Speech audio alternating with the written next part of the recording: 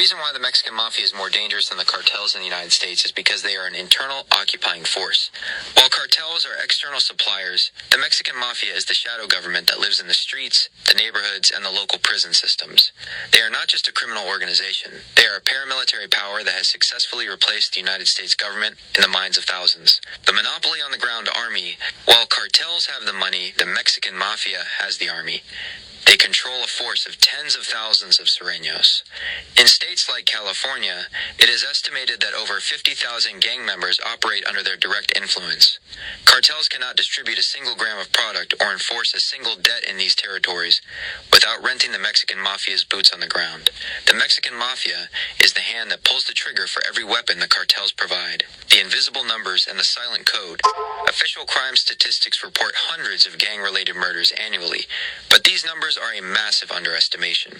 Because of the silent code, it is believed that thousands of deaths are never accurately reported as Mexican Mafia hits. They specialize in mysterious disappearances and setups that look like personal disputes or street violence. The reality is that a vast portion of homicides in the barrios are executions directly or indirectly ordered by the Mexican Mafia. They use a system of sharing information, which is professionalized snitching, to identify targets, monitor their movements, and pull the strings of violence from behind a concrete cell. The policing of the neighborhood. The Mexican Mafia is more dangerous because they act as a neighborhood police force without a badge. They tax legitimate businesses and monitor the personal lives of residents. They do not just target rivals. They target any individual who objects or tries to reason against their greed. They use soldiers to spy on other soldiers, creating a state of constant hypervigilance where no one is safe. If an individual's business or opinion conflicts with the interests of the organization, they are moved out of the way. The destruction of the family. The most dangerous element of this organization is its total war on the family unit. Unlike cartels that operate on business logic, the Mexican Mafia operates on ideological radicalization.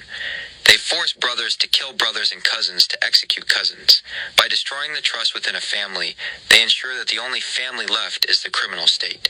They turn the community against itself, creating a cycle of trauma and death that the government cannot report because the survivors are too terrorized to speak. Conclusion: the domestic terrorist threat. The Mexican Mafia is the primary threat to American stability because they are internal and omnipresent. They have established a sovereign power with its own taxes, its own laws, and its own executioners. They have replaced the law of the land with a code of blood.